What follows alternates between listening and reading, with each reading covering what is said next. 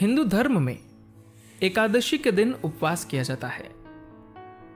एकादशी यानी पूर्णिमा और अमावस्या के 11वें दिन यह उपवास उस दिन किया जाता है।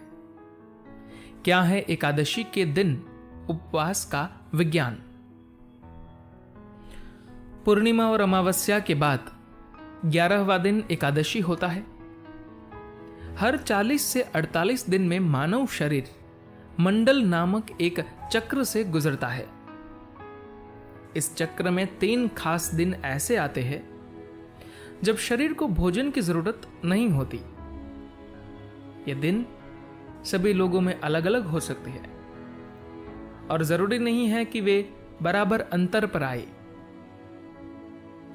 अगर आप अपने जीवन में उन दिनों की पहचान कर लेते हैं और शरीर को भोजन नहीं देते क्योंकि वह भोजन की मांग नहीं करता, तो इस सरल पद्धति से आपकी बहुत सारी स्वास्थ्य समस्याएं हल हो जाएगी।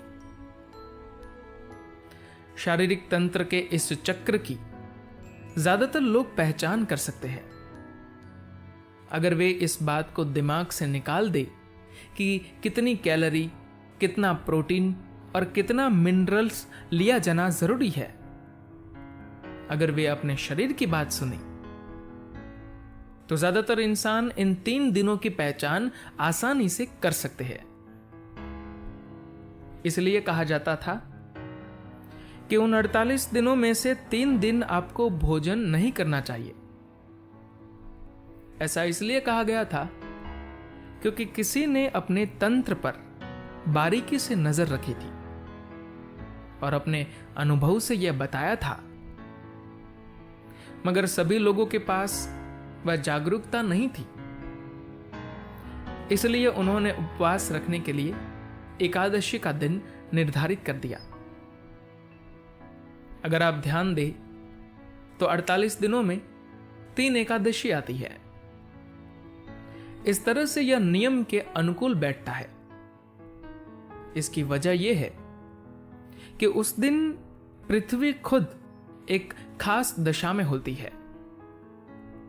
इसलिए यदि हम अपने शरीर को हल्का और उपलब्ध रखें तो हमारी जागरूकता अंदर की ओर मुड़ जाएगी।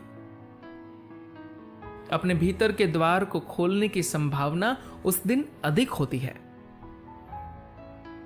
अगर आपका पेट भरा हुआ है और आप बेखबर और सुस्त है तो आप उस पर ध्यान नहीं दे पाएंगे।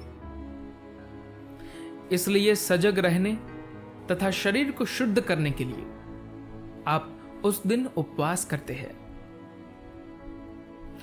आपने पिछले दिन रात का भोजन किया था और उसके बाद आप एकादशी की रात का भोजन करते हैं। अगर आप उपवास नहीं कर सकते क्योंकि आपको ज्यादा सक्रिय रहना होता है और आपके पास साधना की शक्ति नहीं है, तो आप फलाहार ले सकते हैं जो पेट के लिए हल्का होता है ताकि आपके अंदरूनी द्वार खुल जाए।